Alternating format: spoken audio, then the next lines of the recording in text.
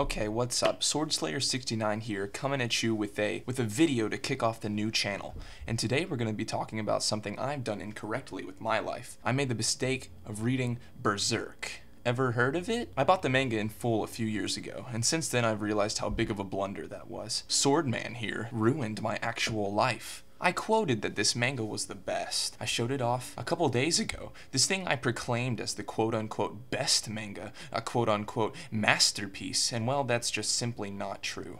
I got the manga. I had read it before then, but I finally got it in physical form and took a peek through. I read it again, and I read it a third time, fourth time even, and in my readings of it, I found some discrepancies, honestly, in what was Berserk manga. Well, basically, you see this guy here, like I said before. Now, I know the story really well. Henceforth, there will be plenty of spoils, so if you're not into that kind of thing, I'd suggest you make like a bird and kill all of your friends, then leave with some new friends in a brand new outfit that you can totally pull off. So, you see this guy here that I've mentioned a couple times? I'll call him Guts. His name was never localized to the States, so I had to come up with one myself. It fits. Trust me. We enter the story with this guy having gay anal sex with a trans monster. Not suitable for kids, honestly, but the story quickly declines from that point onward. He blows the thing's head off and we're supposed to think that's all dad-ass for doing such an action, but what we later realize is that he screwed over the best character in the story by doing so. What a dick! Now Longsword here goes and kills some more people for looking at him, naturally, and then he has this wet dream about his old college roommate, Falcon. Falcon taunts him and plays with him for a little while, but references something Black Sword told him to never talk about again, making him angry. Swordfish lunges at Griffin, and before he can pounce, wakes up.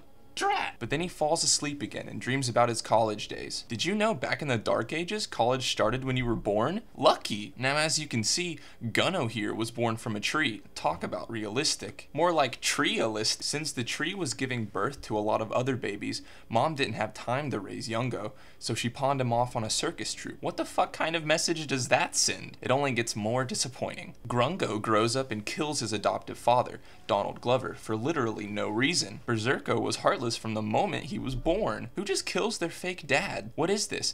Game of Thorns? From the moment he was planted, Stug would lift the biggest sword. Spoiler alert, that's why he's the main character.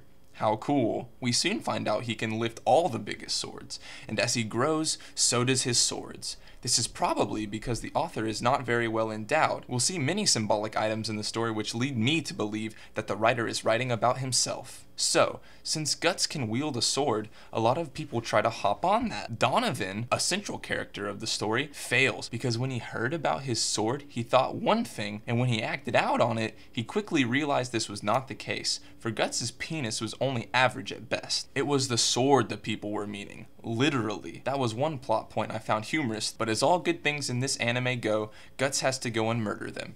What great writing that is. Anyway, Guts meets this girl, and they hit it off. Literally. They fight each other. Guts even bites this girl's sword. When this happens, the girl, as you've all come to realize now is actually that guy from the beginning, falls in love. Guts can carry the biggest sword and is a psychopath that craves metal? What more can one ask for? So then, he gets adopted by Birdman's ragtag group of misfits known as Suicide Crew, for copyright reasons, I have come to assume, and then a week or so later, he leaves. Captain Falcon is devastated by this. He laments to the rest of his crew he is upset because they will all be now missing out on his quote-unquote unparalleled fighting prowess, but they all know he was just upset because Gut could lift the biggest sword, and Griffith couldn't. So, the graphing paper starts banging other men in an attempt to fill his hole, but alas, that course of action fails. He starts having sex with a girl instead.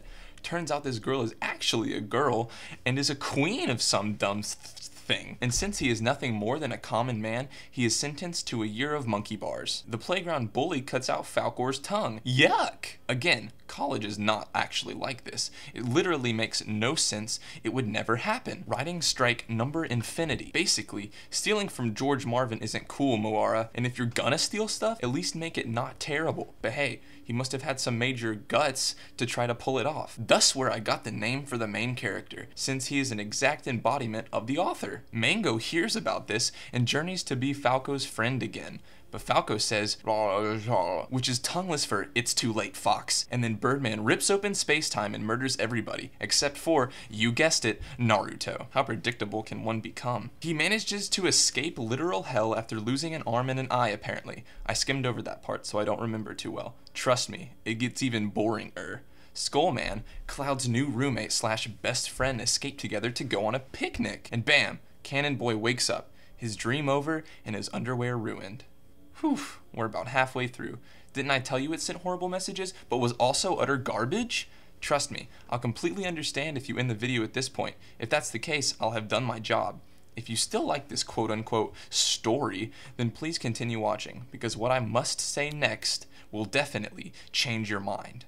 Bugs. This is a bug anime now. Guts becomes Pokemon, except he just kills them instead of training them. And the Elite Four? Yeah, Tangela, Danny DeVito, Danny DeVito's somehow uglier brother, SpongeBob, the champ? Far-fetched. Maybe if Ash had trained the Pokemon instead, he would have been able to fight the champ. But alas, F up number infinity. If he had become the champ, we'd all be dead right now. So, good catch-up play, Griffo. Oh, you see meme after meme about how Griffith did nothing wrong. Yeah, okay, I get the joke.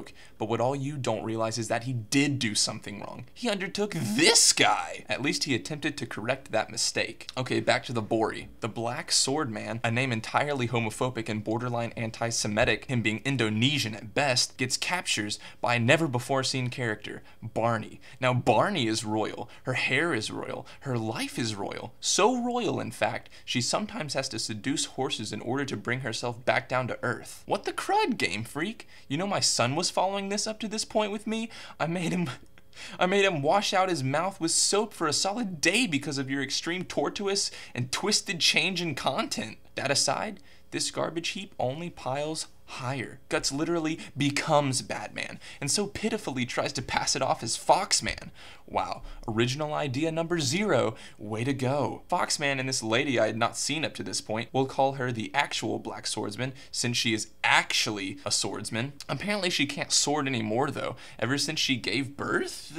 See, the story is immensely confused at this point, almost as bad as Kingdom Hearts. People had babies we'd never even known of, and the mothers of these babies are meant to seem important, whilst we've never even seen them before.